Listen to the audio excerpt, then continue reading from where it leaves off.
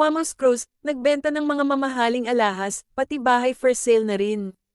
Usap-usapan ngayon ang unti-unting pagbebenta ng social media influencer na si Wamos Cruz ng kanilang mga naipundar.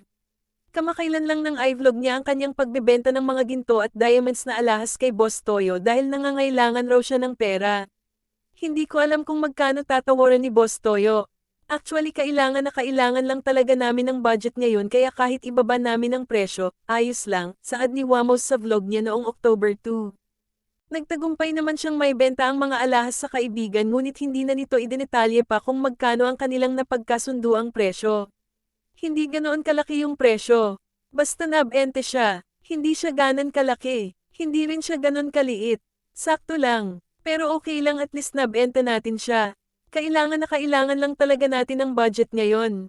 Siyempre alam niyo naman dahil nasa ospital rin si Antoinette. Kailangan rin namin ng pera, say pa ni Wamos.